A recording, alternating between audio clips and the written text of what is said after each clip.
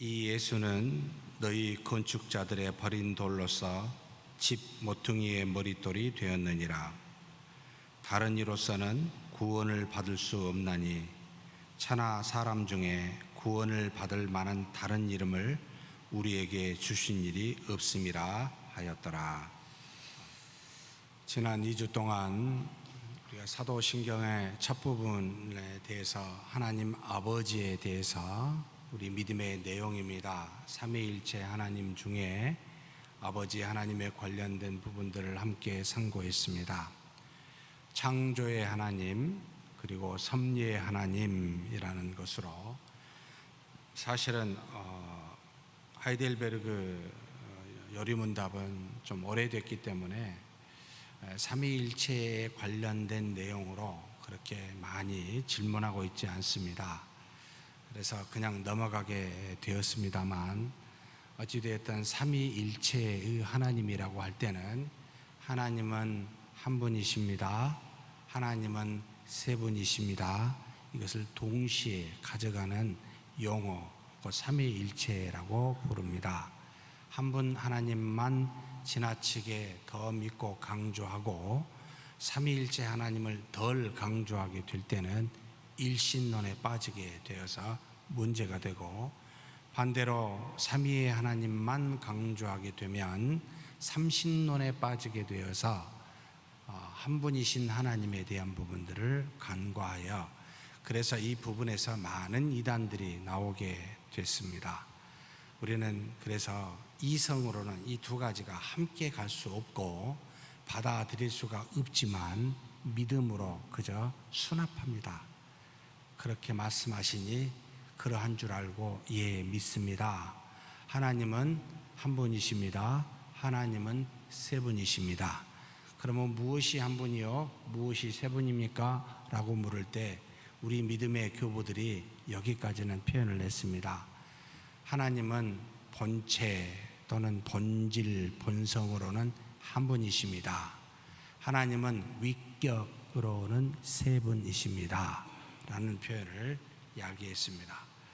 그래서 지나치게 또 본질, 본체, 본성이라는 말을 강조하여 그것에서 모든 하나님을 찾으려고 하면 가현설이라는, 결국 하나님은 한 분이라는 것 속에서 이렇게도 드러나고 저렇게도 드러나니 육신으로 드러나면 그리스도요, 영으로 드러나면 성령이라는 것으로 이렇게 표현하는 이단이 가현설이라고 우리가 말합니다. 그렇게 표현하고 이해하는 것도 틀린 이야기가 되겠습니다. 이단으로 정죄되었습니다. 반대로 하나님은 세 분입니다. 위격으로서라는 표현을 쓸 때는 하나님께서 세 분이신데, 한 분이시기도 하고 세 분이신데 특별히 구원의 사역에 있어서는 독특한 독립된 영역으로 사역을 감당하셨습니다 라고 하는 구원에 한정된 부분에서 위격적으로 분리되어 있습니다. 정말 실제적으로 세 분인지 한 분인지는 우리 이성으로 범주 밖에 있어서 이해가 안 됩니다. 그래서 그 정도 범주 안에서만 우리가 삼위일체를 다루고 넘어갑니다. 자, 이 위격, 세 분의 위격 중에 아버지 하나님에 관련된 이야기는 창조주 하나님이라는 표현을 주로 쓰고 있고, 이 창조만 하셨을 뿐만 아니라 섭리하신 하나님이십니다 라고 해서 이신론, 특별히 창조만 하고 섭리하지 아니하시는 만물 안에 계시는 하나님이 쏙 빼버리고 만물을 창조하시사 저 하늘의 그 어딘가에 신적인 세계에만 계시는 하나님만 믿게 될 때는 이신론이라고 부르게 되어서 이것도 우리는 배격합니다. 그래서 이신론을 믿게 되면 이 땅에서 인간이 주인이 되어서 하나님의 은혜를 받아 우리 마음대로 생활하고 은혜를 가지고 마음껏 할 수 있다라고 하는 그와 같은 생각을 하게 됩니다. 그래서 하나님은 우리에게 은혜와 능력을 주시지 우리 안에서 역사하시진 않습니다.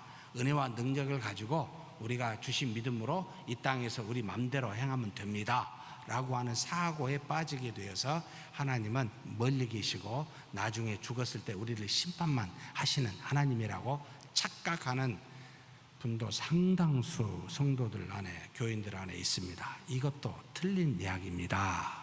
하나님은 그래서 에베소서 4장에 나와 있죠. 하나님의 역사를 세 개로 이야기를 합니다. 만물 위에, 그러면 초월해 계신, 마치 이신론과 같이 만물이 범접할 수 없고 영향을 줄 수 없는 초자연적인 하나님 이야기할 때는 만물 위에 계시는 하나님, 하나님께서 뜻이 계셔서 얼마든지 만물을 창조하시고 간섭하실 수 있는, 그래서 초월해 계시는 하나님이라 라고 하는 역사도 있고, 만물과 함께 마치 동행하며 만물과 함께 주고받으며 대화하며 하나님의 뜻을 이루어 가시는 하나님이라는 표현도 쓰고, 만물 안에 내주 또는 임재하신 하나님 해가지고 만물 속에서 소원을 주고 기동하게 하고 호흡하게 하시고 또는 존재케 하시면서 우리 마음속에 떠오르는 소원을 주사 그 뜻을 이루어 가시는 하나님 해서, 하나님은 이 전체의 하나님입니다. 그래서 무소부재하시다, 전지전능하시다, 잘 이해도 못하는데요, 그렇게 표현을 합니다. 우리가 그런 하나님이십니다 라는 거에서 창조주 하나님이시요 섭리하시는 하나님이십니다 라는 것을 우리가 잠깐 2주 동안 나눴습니다. 믿으시지요? 예, 오늘은 이제 삼위일체 하나님 중에 한 위격으로 이 땅에 오신 예수 그리스도에 대해서 이제는 사도신경의 거의 3분의 2의 내용을 차지하고 있는 그 부분에 대해서 앞으로 쭉 해가도록 하겠습니다. 자, 그렇다면 29문 한번 같이 읽겠습니다. 왜 하나님의 아들을 구세주라는 뜻으로 가진 예수라고 부릅니까?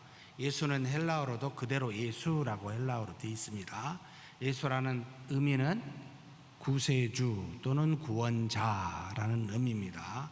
왜 하나님의 아들을 구세주라는 뜻을 가진 예수라고 부를까요? 자, 답이 있습니다. 다 같이 한번 답을 읽겠습니다.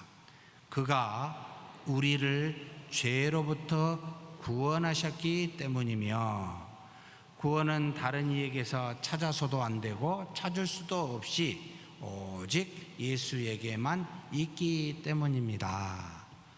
자, 인류의 가장 심각한 문제, 하나님께서 하나님의 형상대로 만든 우리 인류에게 가장 심각한 문제 무엇입니까? 죄입니다. 그 죄로 인한 싹이 뭡니까? 사망입니다. 결국 하나님께서 처음에 부여하였던 영생과 하나님의 형상이라는 이것을 우리는 하나님의 말씀을 불순종함으로 죄가 들어오고 죄로 인한 하나님과의 단절된 영생과는 상관없이 다 썩어져 이제 죽게 되는 그와 같은 사망을 갖게 되었을 때, 그래서 한 사람도 로마서 3장 23절에 모든 사람이 이와 같은 죄를 범하여 사망에 이르게 되니까 무엇에 이를 수가 없습니까? 하나님이 본래부터 의도하신 영생에 하나님의 형상대로 하나님이 만든, 곧 하나님과 비슷하게 닮은 꼴로 만든 우리가 하나님과 더불어 영원히 살게 되는 이 영생으로부터 도저히 살 수 없는 그 영광에 이를 만한 사람이 한 사람도 없는 것이 인류의 최고의 문제입니다. 이 땅에서 좀 더 건강하고 좀 덜 건강할 수 있고, 좀 더 부유하고 덜 가난하게 살 수도 있고, 뭔가 땅에서 이루어 자기 생망대로 이룰 수도 있고 이루지 못할 수도 있지만 이 갭은 크게 차이가 나지 않습니다. 그런데 엄청난 차이가 나는 것은 바로 사망과 이 죄에서 해방이 되느냐 해방이 되지 못하느냐의 이 문제는 심각한 차이, 정말 어떻게 해볼 수 없는 엄청난 문제가 우리 인류 안에 놓여 있습니다. 하나님께서는 이 문제를 해결하시려고 바로 보내셨습니다. 누구를요? 하나님의 아들 독생자이신 예수님을 보내셨습니다. 그래서 그분의 이름은 당연히 무엇으로 불러야 되겠습니까? 모든 사람을 죄에서 사망에서 구원할 구세주라고 명명함이 너무나 마땅합니다. 가장 적절한 표현입니다. 그래서 처음부터 하나님은 가브리엘에게 알려주었죠. 마리아에게 이름을 뭐라 하라고요? 2개를 줬습니다. 임마누엘 또는 예수라는 말을 2개를 줬는데, 임마누엘은 무슨 뜻이죠? 하나님이 함께 하신다, 동행하신다. 하나님이 함께 하시는 사람, 하나님의 아들이다. 또 하나는 만민을 구원할 자라는 표현을 썼습니까? 참 그것도 그렇게 쓰지 않았습니다. 굉장히 조심스러운 단어들인데요, 저는 이런 것들을 많이 부별해서 보는데, 우리가 본문을 읽었었던 사도행전 4장 11절에서 12절 말씀에 천천히 한번 봉독하시겠습니다. 예수는 너희 건축자들의 버린 돌로서, 이 건축자들은 누구를 말할까요? 건축자들은 집을 세우는 사람들이죠. 그죠? 당시의 건축자들은 무슨 건축자들을 말할까요? 바로 유대인의 지도자를 말합니다. 하나님이 주신 말씀을 가지고 그 놀라운 일들을 감당케 하는, 그래서 유대인들을 세워가는 그와 같은 건축자들이라는 표현을 썼습니다. 이 예수는 너희 건축자들, 유대의 지도자들이 버린 돌로서 집 모퉁이의 머릿돌이 되었느니라. 이 집은 뭘 말할까요? 결국 하나님께서 유대인에게 주신 하나님의 집, 그리고 예수 그리스도를 통해 주신 교회, 곧 구원의 나라, 구원의 집을 말합니다. 이것에 뭐가 되었다고요? 머릿돌이 되어, 머릿돌이 뭡니까? 건축하신 분들 가장 중요한 초석을 말하는 거죠. 이 예수는 그 집에 세우게 되는 초석이 되게 했다. 그런데 하나님이 건축자로 임명한 이 종들이 버린 돌이었다 라고 표현하고 계십니다. 그렇죠?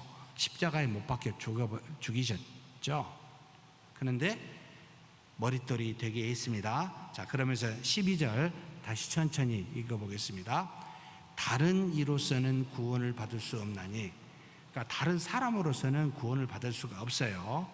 천하 사람 중에 구원을 받을 만한 다른 이름을 우리에게 주신 일이 없음이니라. 천하 사람 중에 이 예수 외에는 어떤 이름도 주신 적이 없습니다. 누가요? 하나님이요. 그런데 내가 구세주라고 말한 사람이 참 역사적으로 종종 있지요. 지금도 좀 있지요. 기가 막힙니다. 우리가 성경을 안 봐서 저렇게 마음껏 떠드는 걸까? 도대체 그렇게 따라다니는 사람들은 더더욱 이해가 안 됩니다. 미친 사람은 이해가 되는데, 미친 사람을 따라다니는 사람은 도대체 뭡니까? 이 생각이 들 때가 많습니다. 교회가 얼마나 문제가 있으면, 얼마나 가르침이 없으면 저 미친 사람을 따라다니지? 이 생각이 들 때가 종종 있습니다. 여러분, 예수님 이 한 분 외에 이전이나 이후에나 다른 이름을 주신 적이 없습니다. 구세주로, 구원자로. 그러니 이와 유사하게 말한 모든 사람들은 전부가 다 2단이 되든 3단이 되겠습니다. 조심하셔야 되겠죠. 이 말씀으로 분명히 가르쳐 주지요. 자, 그러면 다시 한번 보겠습니다. 분명히 예수님이라는 뜻을, 그분으로 우리가 죄를 구원하셨는데, 자, 구원자이신데 마태복음 1장 21절 말씀 같이 한번 읽겠습니다. 자, 아들을 낳으리니 이름을 예수라 하라. 이는 그가 누구를요? 여기에서 만민을, 세상 사람 전체라는 표현을 쓰지 않고 누구를요? 자기 백성을. 자기 백성이 누굴까요? 예? 너는 내 백성이다 라고 하는 사람들은 누굴까요? 이것은 에베소서에 바울 사도가 써놨잖아요. 창세 전에 기쁘신 뜻대로 택함을 받은 사람들, 선택서를 말합니다. 애정서를 말합니다. 미리 자기 백성으로 택한 사람을 말합니다. 그래서 우리는 만인 제사장설은 믿지만 만인 구원설은 믿지 않습니다. 여러분 헷갈리지 마십시오. 만인 구원설은 상당히 많은 교파가 만인 구원설을 주장합니다. 자, 그러면 이걸 물어야 됩니다. 하나님은 모두가 구원받기를 원하십니까? 원치 아니하십니까? 모두가 구원받기를 원하십니다. 그런데 실제적으로 구원받은 사람은 모두입니까? 아닙니까? 모두가 아닙니다. 오직 복음은 만민에게 다 전파가 되지만 그 복음으로 성령이 내주하여 믿음으로 구원을 받는 사람은 누구지요?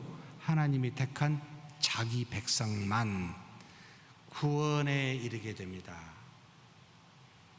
여기 계신 분은 택함을 받은 분입니까? 아니면은 내가 의지를 다해서 구원 받으려고 나오신 분들입니까? 두 번째 해당이 되신 분들은 죄송합니다만 막아주십시오. 백성이 되지 못합니다. 우리 의지로만 되면 얼마나 좋겠습니까? 안 됩니다. 그래서 처음에 믿는 사람들이 잘 깨닫지 못하다가 신앙생활을 오래 하면 할수록 점점 어떤 생각을 하게 하죠? 이 믿음은, 이 구원은 내가 노력해서 얻은 것이 아니라는 사실을 점점 깨닫게 되죠. 마치 어린아이가 태어나자마자 나 태어났다, 그래, 막 이렇게 깨닫습니까? 잘 모르죠. 조금 커보면서 내가 부모님의 사랑으로 인해서 이 땅에 왔구나, 내가 지금 살아있구나, 내 뜻대로 살아있는 게 아니구나 라는 것을 알게 되듯이 우리 신앙도 성숙하면 그렇게 됩니다. 우리의 뜻이 아닙니다. 자기 백성으로 삼으셨기 때문에. 자, 그래서 그가 자기 백성을 그들의 죄에서 구원할 자이심이라 하니라. 여기에서 예수라는 이름을 주신 뜻을 분명히 하시고 예수님이 이 땅에 오신 목적이 무엇인지 분명하게 표현하고 있습니다. 히브리서 7장 24절 25절 말씀도 같이 한번 읽겠습니다. 예수는 영원히 계심으로 그 제사장 직분도 갈리지 아니하느니라. 바울이 누구를 생각하면서 비교하고 있습니까? 예수님을 구약의 수많은 제사장들을 비교합니다. 수많은 제사장들은 죽었습니까? 안 죽었습니까? 계속 죽었기 때문에 계속해서 아론의 반차를 따라 제사장들이 일어나야만 했습니다. 예수님은 죽습니까? 안 죽습니까? 우리가 말한 죽음은 십자가의 죽음이 아니라 그냥 사라지는 것을 말한다면 그분은 사라지지 않습니다. 영원히 존재하시기에 그래서 제사장 직분이 누구에게 넘어가지가 않습니다. 갈리지 아니하느니라. 25절부터 같이 읽겠습니다. 그러므로 자기를 힘입어 하나님께 나아가는 자들을 온전히 구원하실 수 있으니 이는 그가 항상 살아계셔서 그들을 위하여 간구하심이라. 자, 예수님은 항상 살아계십니까? 안 살아계십니까? 살아계시지요. 자, 그러면 예수님은 지금 현재 어디에 계십니까? 설마 내 마음속이라고 하시는 분 안 계시겠지요? 물론 틀린 이야기는 아닙니다만 실제 예수님은 육체를 갖고 계시지요. 그 육체를 갖고 계신 분이 내 안에 있으면 내가 임신한 겁니까? 아니지요. 물론 갈라디아서 2장 20절에 내 안에 계신 그리스도를 믿는 믿음이라는 표현을 써서 믿음이라는 용어로 우리가 바꿨습니다만 실제로 육체를 가지고 계신 예수님은 지금 현재 어디에 계십니까? 하나님의 보좌 우편에 계십니다. 하나님의 보좌는 어디에 있습니까? 계속 질문하면 심각해집니다. 그 어디 있으면 그냥 장소인지 어딘지. 하나님의 아들 하나님과 가까이 계십니다 라는 표현이죠. 근데 무엇하고 계실까요? 보좌에 앉아서 무엇하고 계실까요? 네? 서문길 잘하나 못하나 한번 볼까 이렇게 뚫어지게 쳐다보고 계실까요? 물론 그런 일도 하실 거라고 믿습니다만, 우리 금방 읽었잖아요. 뭐죠? 25절에 그러므로 자기를 힘입어 하나님께 나가는 자들을 온전히 구원하실 수 있으니 이는 그가 항상 살아계셔서 무엇하신다고요? 그들을 위하여 간구하시느니라. 무엇을 기도하실까요? 한번 생각해 보십시오. 무엇을 기도하고 어떻게 기도할까요? 심각하게 이 부분에서 고민해 보신 적이 있으십니까? 예수님은 지금 살아계시는데 무엇하실까? 하나님 보좌 우편에서 우리를 위해서 기도하신다, 간구하신다 그랬는데 무엇 때문에요? 자, 구세주란 말이에요. 구원주이시단 말이에요. 그럼 무슨 일을 하십니까? 계속해서 구원을 이루어 가시겠죠. 택한 자기 백성을 구원하시는 일을 할 뿐만 아니라 누구를 통해서 하시겠습니까? 예? 예수님이 다시 내려오셔서 일하십니까? 하늘의 보좌 우편에 계셔서 누구를 통해서 일하십니까? 누구를 통해서 일하시겠죠. 그 누구가 누구겠습니까? 네? 교회예요, 교회. 예수님은 교회 뭐죠? 머리예요. 머리는 무슨 일을 해요? 지시하고 생각하고 판단하잖아요. 그러면 누가 움직입니까? 몸이 움직이잖아요. 몸이 뭡니까? 그리스도의 몸이 뭐라고 이야기합니까? 바울이 고린도 전서에도 말하고 수많은 곳에서 표현하고 있죠. 교회단 말이에요. 교회. 교회는 뭡니까? 우리입니다. 우리. 그러면 우리를 통해서 이 구원의 사역을 계속 하고 계시는데 위에서 그것을 기도하고 계시고, 그리고 무엇도 하십니까? 우리는 구원을 받았지요. 그런데 구원의 뒤에 나옵니다만 구원을 이루었을까요? 안 이루었을까요? 완성은 지금 못했어요. 구원을 이루어 가고 계십니다.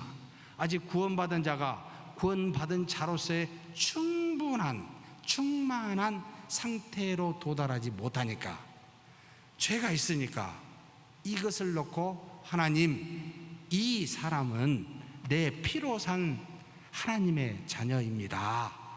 이 죄에서 이겨나 믿음 안에서 풍성한 삶을 살게 해달라고 기도하시지 않겠습니까? 그리고 우리의 입을 열어서 담대히 복음을 전하여 아직도 택한 백성 구원받지 못한 사람들을 구원하게 해달라고 기도하시지 않겠습니까? 이 두 가지 있지 않겠는가? 라고 생각이 들어서 가서 물어봐야 되겠다. 이것도 하나님 무슨 기도하셨는지. 이 기도가 아니고서는 다른 기도가 상상할 수가 없게 보여요. 구세주라는 이 명칭 때문에. 안 그러시겠어요? 기도하십니다. 그런데 놀랍게도 예수 그리스도는 하나님 보좌 우편에 계시는데 우리 각자에게는 누가 계십니까? 그리스도의 영이 계십니다. 그리스도와 연결되어진 영이 계십니다. 그래서 그리스도가 말씀하신 것, 그리스도께서 행하신 것을 생각나게 하고 그 진리 가운데로 걸어갈 수 있도록 도우시는 분이 우리 안에 계십니다. 그러니 이 두 분은 불과 분리로서 친밀하게 우리의 영적인 성숙과 택한 모든 사람들에게, 아직 구원받지 않는 잠재적 하나님의 자녀들에게 하나님의 복음을 전하도록 우리를 이끄시는 일을 하시는구나. 이게 이분의 중보 사역이요, 지금도 살아계시사 그렇게 기도하시는구나. 그러면 우리가 죄를 지을 때마다 내 안에 계신 성령님이 어떻게 하시죠? 로마서에 보면 표현을 그렇게 써놨어요. 탄식이라는 말을 써요. 야, 너 어째 그러냐? 너는 죄에서 벗어난 해방된 생명의 성령의 법으로 해방된 존재가 아니냐라고 우리 마음에 탄식하면서 우리를 불편하게 합니다. 절대로 편하게 생각을 못하게 합니다. 죄를 지을 때마다 죄 지었구나 또 깨닫게 하고 마음을 불편하게 하사 어떻게 해요? 돌이키게 합니다.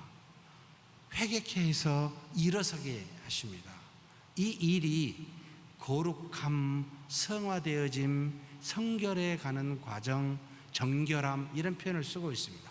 날마다 우리 속에서 죄를 지을 때마다 탄식하며 우리를 세상과 구별되어진 하나님의 자녀로서 거룩하게 만들어 가시는 역할을 하시는구나. 계속 간구하신다는 겁니다. 이분은 주무실까요? 안 주무실까요? 혹시 주무시는 시간이 있을까요? 없을까요? 손녀가 잠깐 왔는데 제가 딴짓하다가 그 순간 넘어져 버리더만요. 이 진짜 역시 나는 인간이다. 내가 잘 봐주겠다고 이렇게 보고 있다가 내가 뭐 좀 봤는데 2, 3초도 안 된 것 같아요. 그냥 넘어져서 엄청 울더라고요.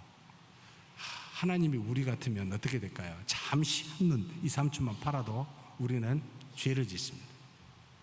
그런데 하나님은 졸지도 주무시지도 아니하시고 회전하는, 그러니까 어디 돌아다니는 그림자가 있어요, 없어요? 없으시다고 이야기합니다. 그런 분이 어디 계십니까? 우리 안에 계십니다.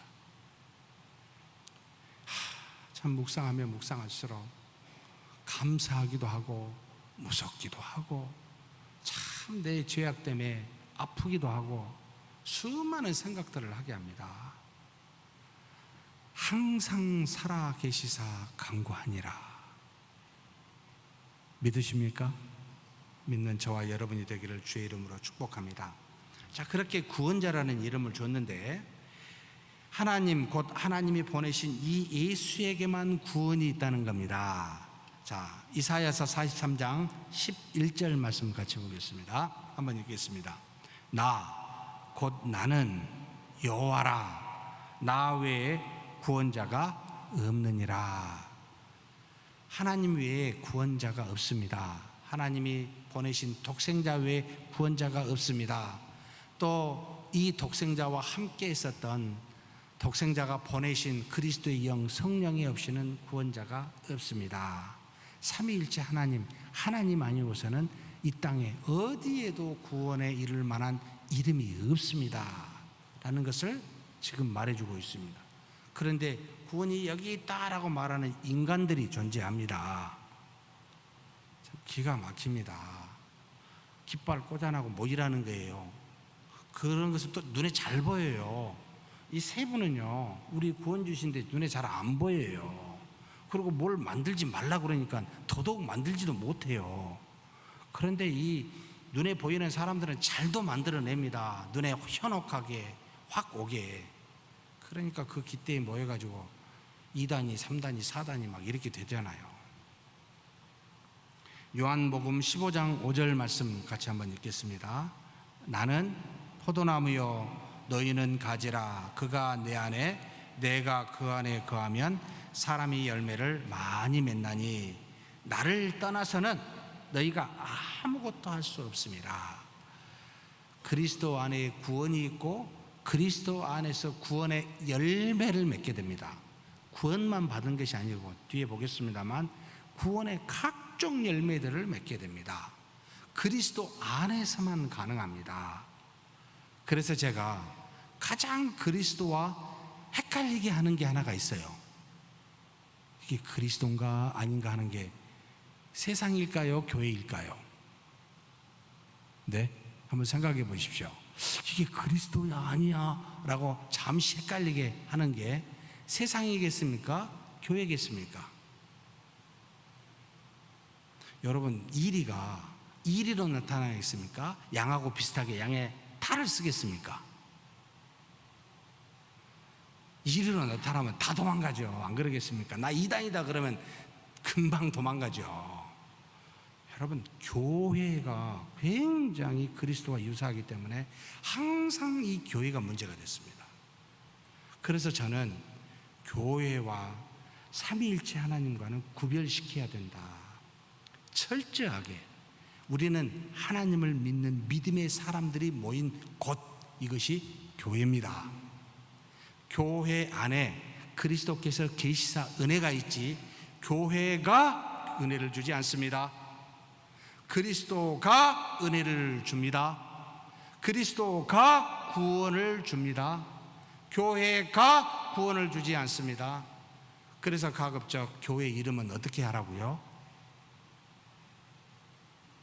빛나게 해야 됩니까? 어둡게 해야 되겠습니까? 예? 잘 안 드러나게 해야 돼요. 그래서 교회 이름을 뭘로 지었어요? 지금까지 한번 보십시오. 교회 이름을 뭘로 집니까? 누구든지 쓰고 있는 단어를 씁니다. 뭘로요? 지역명으로요. 웬만하면 야, 눈에 띄게 하지 말아라. 여러분 그 의도를 알고 계십니까? 우리는 과거 기독교 역사에 뼈아픈 경험들을 했습니다. 교회를 빛나게 했고, 특별히 교회 안에 성직자를 더욱더 빛나게 했고, 또 교회 안에 다양한 이식들을 빛나게 만들어가지고 예수님이 안 보이게 만들어놨어요. 이것을 안 되겠다라고 해서 나온 게 우리 개신교입니다. 그런데 그냥 다시 옛날과 같이 여러분 예수님의 자리에 앉으려고 교회를 자꾸 그렇게 높이지 마십시오. 교회는 우리입니다. 우리예요. 우리를 높이지 마십시오. 여러분 높아져 봤자 어디까지 높아질 수 있다고 보이십니까? 저와 여러분이 잘해봤자 얼마나 더 잘할 수 있습니까? 여러분 그리스도를 높이고 삼위일체 하나님을 경외하십시다. 이걸 빛나게 높일수록 우리가 그것 때문에 감사와 은혜와 평강이 넘치게 됩니다. 이게 비결입니다. 그런데 우리는 자꾸 우리 눈에 보이는 것을 드러내려고 합니다. 어린아이가 그러잖아요. 자기를 드러내려고 막 하잖아요. 어른들은 안 그렇잖아요. 우리 교회는 뒤에서 여러 사람들을 여러 교회들을 돕지만 우리 교회 일은 감추는 교회. 선교에 나가서 수많은 선교사를 보내고 교회를 짓지만 교회 이름을 갖다 서문교회라 붙이지 않는 것. 정말 나가서 우리가 복음을 증거하지만 요즘은 또 복음을 증거하면 하도 이단이고 뭐라고 그래서 교회 이름을 쓸 수밖에 없지만 어떻게 하면 이름을 가리고 그리스도를 드러나게 하냐. 이것에 초점이 가는 것이 맞지 않겠습니까? 그리고 열심히 봉사하면 끝나면 뒤도 돌아보지 말고 그냥 제자리에 딱 와서 아무렇지 않게 안 했다는 듯이 조용히 하는 겁니다. 왜냐하면 그리스도가 존귀함을 받으셔야 하니까. 그리스도에게서 모든 것이 나오니까. 이걸 좀 알았으면 좋겠습니다. 특별히 중직자들은 더더욱 그래야 됩니다.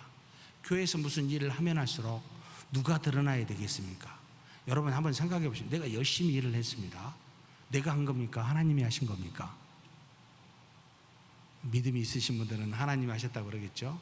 그러면 어떻게 하든지 나를 죽일 거 아니에요. 내 이름을 안 드러나게 할 거 아니에요. 그러니까 믿음이 없으면 자기 이름을 드러내려고 합니다. 그래서 알지요. 말은 안 하지만 보이지요. 그럴 중직자일수록 더더욱 그래야 되지 않겠습니까? 우리는 정말 아무것도 아닙니다.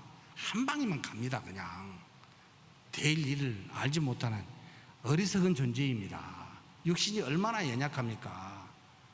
조그만 문제만 생기면 금방 그냥 넘어집니다. 너무나 잘 알잖아요. 우리가 뭘 드러낼 게 있습니까?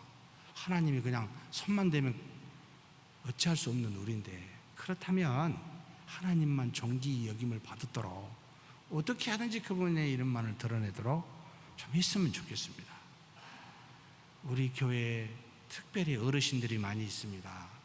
우리 어르신들이 그런 모습을 더더욱 보여주어야 우리 30, 40대 젊은이들이 이걸 본받지 않겠습니까? 어르신들이 많은 좋은 일들을 하셨습니다만 그 일들이 다 하나님이 하셨노라고 하나님께 영광을 돌리면서 너희들도 그렇게 하라고 그렇게 가르침을 주시는 것이 맞지 않겠습니까? 하나님 앞에서 카운트를 받을 때 무엇이 중요하고 아무것도 아닌 것인지는 저와 여러분이 조금만 기도하면서 생각해보면 금방 깨달아져요. 그렇다면 하나님이 관심 있는 중시 여기는 것에 우리의 관심도 우리 마음의 중심도 거기에 두었으면 좋지요. 그런 저와 여러분이 되기를 주의 이름으로 축복합니다. 그러면서 디모데전서 2장 5절 말씀 같이 한번 읽겠습니다. 하나님은 한 분이시여 또 하나님과 사람 사이에 중보자도 한 분이시니 곧 사람이신 그리스도 예수라. 하나님과 우리 사이에 중보자가 한 분이라고 표현하고 있습니다만 하나님이십니다. 사람이십니다. 누구지요?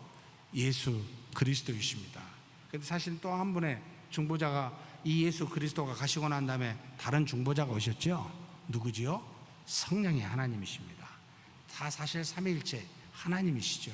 구원주는 이 삼위일체 하나님이신 밖에 없다는 이야기입니다.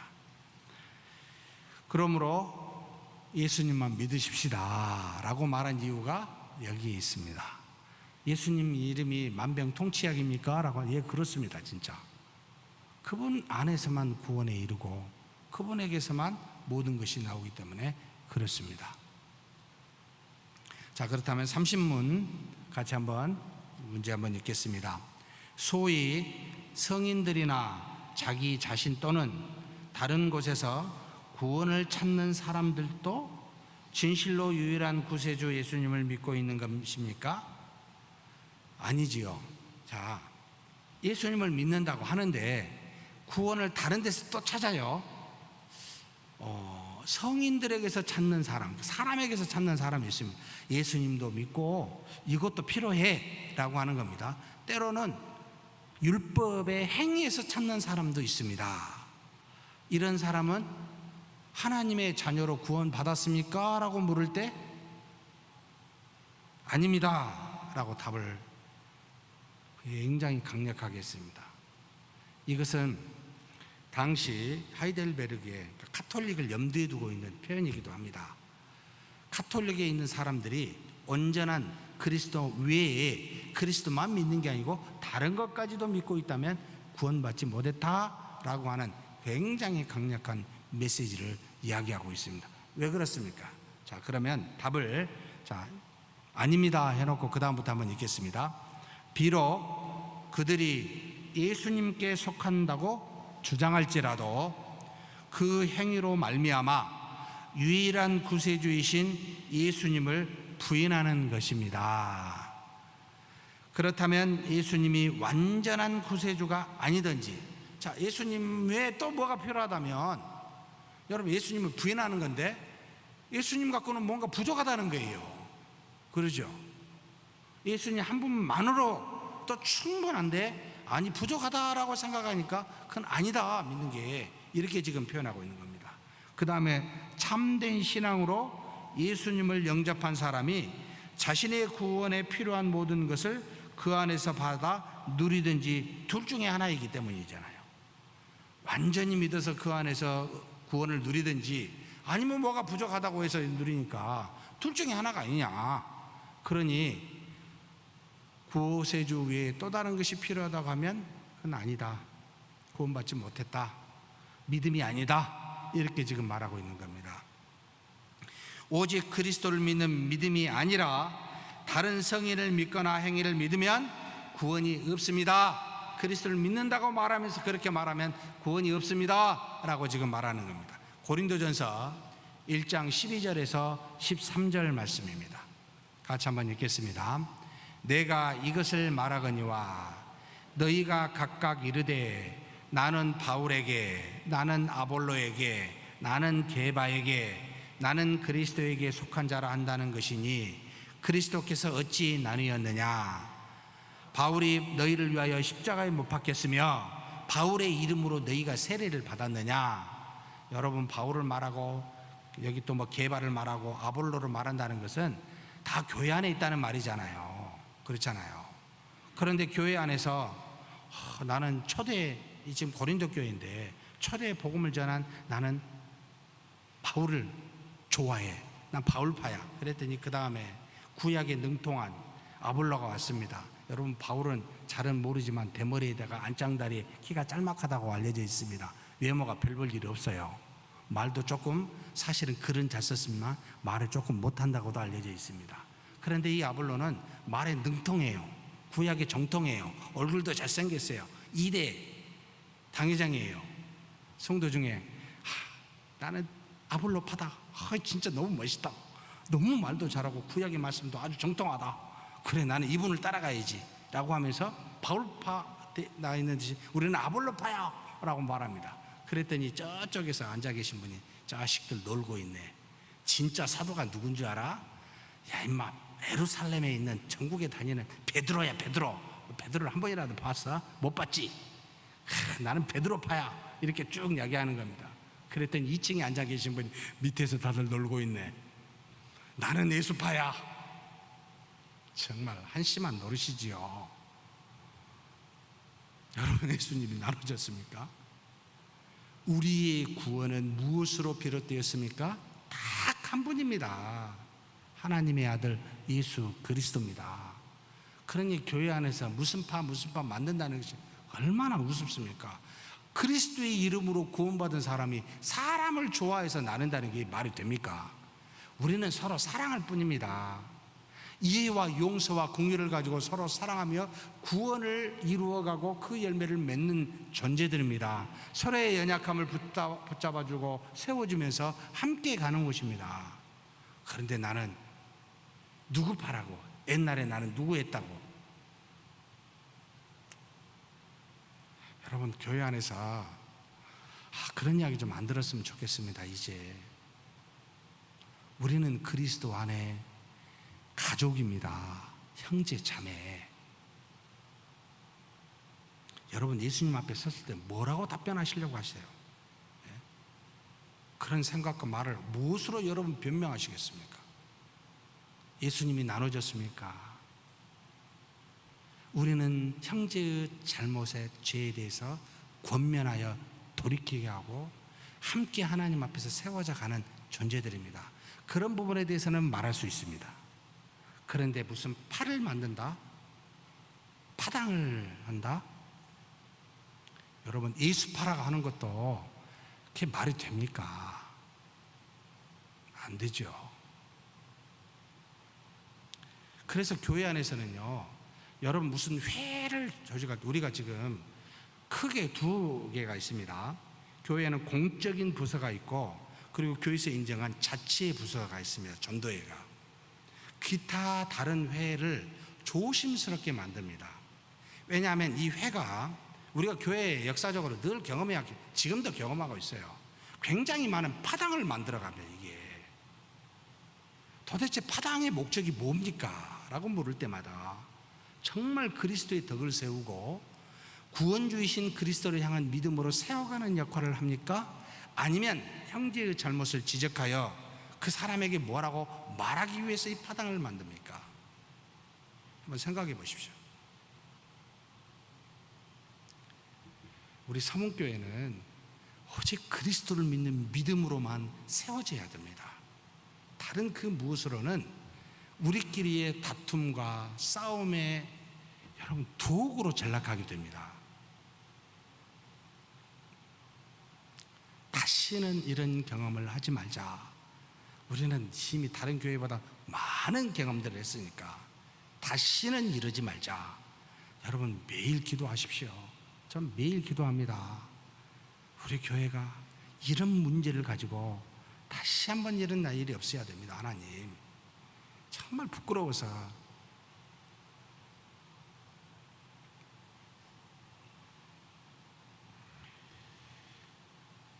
갈라디아서 5장 4절 말씀 한번 읽겠습니다. 율법 안에서 의롭다함을 얻으려 하는 너희는 그리스도에게서 끊어지고 은혜에서 떨어진 자로다. 고린도 교회는 사람으로 인하여 파당이 일어나서 온전히 그리스도를 믿지 못하는 우를 범하였고, 갈라디아 교회는 다른 복음을 전하는 율법의 행위로 의롭다함을 얻는다고, 그리스도를 믿는 믿음만 갖고 아니고 구약의 율법의 행위로도 구원에 이른다고 하는 이와 같은 것으로 또한 그리스도를 믿는 믿음에서 훼손시키고 떠나게 합니다. 온전히 그리스도만 믿지 아니하고 다른 것도 플러스 알파 해야 된다고 생각합니다. 사람에게 가든지 의로운 행위, 착한 행위로 가든지 이와 같은 것이 초대교회, 고린도 교회, 갈라디아 교회 문제였습니다. 사실 지금도 교회에 이런 문제들이 있지요. 교회는 그리스도 외에 다른 것도 필요하고 구원에 이르게 하는 요소로 생각하여 그 이야기를 합니다. 아니요, 구원에 이르게 하는 것은 오직 그리스도 예수 이름으로만 가능합니다. 다른 것 없습니다. 믿으십니까? 이걸 확실하게 붙으셔야 됩니다. 자, 그렇다면 그리스도는 완전한 구세주로서 필요 충분하다는 겁니다.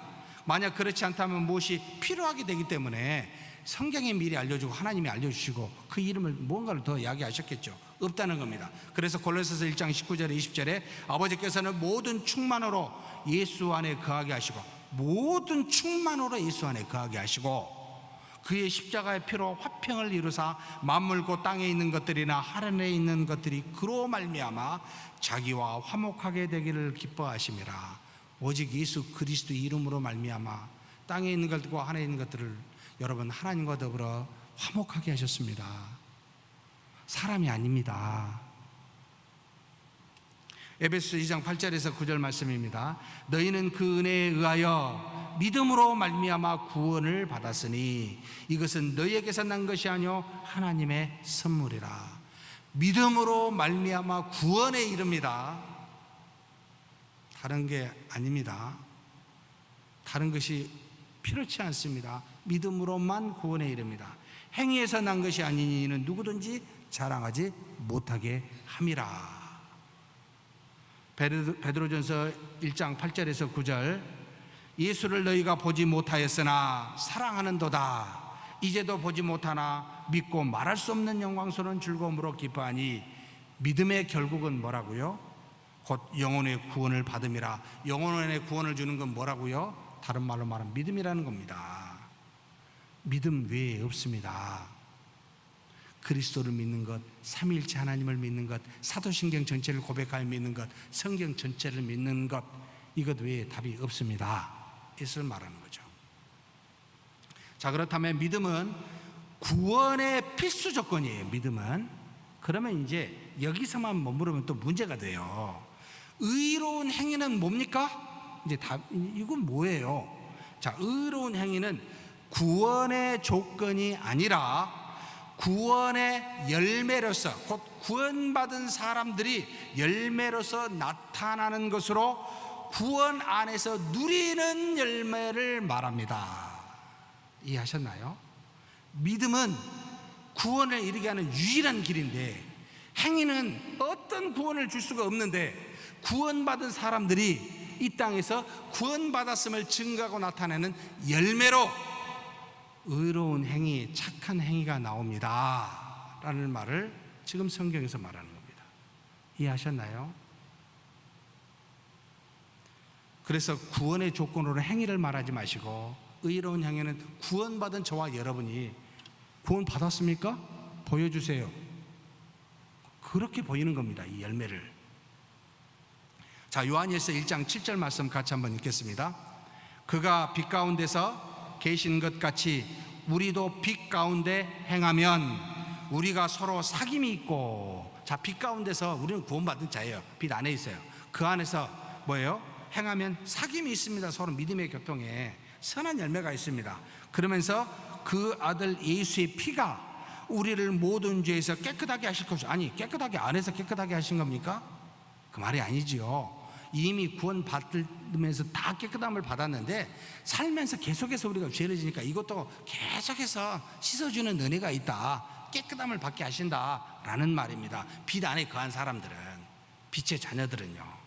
그래서 우리가 죄를 지으면 항상 깨닫게 하사 하나님의 은혜로 우리가 그 죄를 깨달아 돌이키기 위해서 의로운 행위를 하게 하십니다. 은혜입니다, 이게. 빌립보서 2장 12절에서 13절 같이 한번 읽겠습니다. 그러므로 나의 사랑하는 자들아, 너희가 나 있을 때뿐 아니라 더욱 지금 나 없을 때에도 항상 복종하여 두렵고 떨림으로 너희 구원을 이루라. 구원 받은 사람 보고 이루라 그럽니다. 왜요? 받았는데 완성돼야 되지 않냐? 구원 받은 대로 가만히 있으면 안 되지 않냐? 태어났는데 아기처럼 있으면 안 되지 않냐? 자라나야 된다. 구원을 이루 완성해 가라, 이 말입니다. 그러면서 너희 안에서 행하시는 이는 하나님이시니 자기의 기쁘신 뜻을 위하여 너희에게 소원을 두고 행하게 하시나니. 우리 안에 하나님이 계시면서 자꾸 거룩함으로 가는 소원을 줍니다. 계속해서 그렇게 가게 하십니다. 거룩하게 이끌어가 의로운 열매를 맺게 하시는 것이 구원받은 자의 모습이라는 말입니다. 또 요한복음 15장 5절에서 8절 말씀입니다. 같이 한번 읽겠습니다. 나는 포도나무요 너희는 가지라. 그가 내 안에 내가 그 안에 거하면 사람이 어떻게 돼요? 열매를 많이 맺나니. 구원의 열매는 있지만 구원 받으면 수많은 각종 열매가 있습니다. 나를 떠나서는 너희가 아무것도 할 수 없음이라. 사람이 내 안에 거하지 아니하면 가지처럼 밖에 버려져 마르나니 사람들이 그것을 모아다가 불에 던져 사르느니라. 너희가 내 안에 거하고 내 말이 너희 안에 거하면 무엇이든지 원하는 대로 구하라. 그리하면 이루리라. 너희가 열매를 많이 맺으면 내 아버지께서 영광을 받으실 것이요 너희는 내 제자가 되리라. 구원받은 자가 수많은 열매를 그리스도 안에 붙어 있으면 맺게 된다고요. 그리스도께서 그 기도를 들으시고 응답하신다고요. 일하신다고요. 마지막 갈라디아서 5장 22절에서 23절, 이 열매가 구체적으로 뭡니까? 성령의 열매라는 표현으로 쓰고 있습니다. 같이 한번 읽겠습니다. 오직 성령의 열매는 사랑과 희락과 화평과 오래 참음과 자비와 양성과 충성과 온유와 절제니 이 같은 것을 금지할 법이 있습니까? 없지요. 왜 없습니까? 성령의 하나님이 내 안에서 계시니까 계속 열매 맺게 하시는 겁니다. 그러면 믿음의 사람의 거룩한 의의 열매는 이 9가지 열매로 우리에게서, 우리 안에서 밖으로 증거되고 나타난다는 뜻이 됩니다. 사랑하는 성도 여러분, 이 9가지 열매 가지고 계시지요? 물론 어떤 것은 좀 부족할 수 있어요. 그러지만 성령이 우리 안에서 지속적으로 이 9가지 열매를 맺게 하십니다. 누구에게? 그리스도를 믿는 믿음을 갖고 있는 구원받은 사람들에게. 그래서 이 사람은 열매로 하나님의 자녀임을 알게 됩니다. 구원받았음을. 그런 저와 여러분이 되기를 주의 이름으로 축복합니다. 전능하신 하나님 아버지, 감사합니다. 오직 그리스도로만 구원받았음을 믿고 이 땅에서 우리 믿음의 대상인 예수님만 바라보며 의지하며 믿으며 그렇게 살아가는 우리 모두가 되게 하여 주옵소서.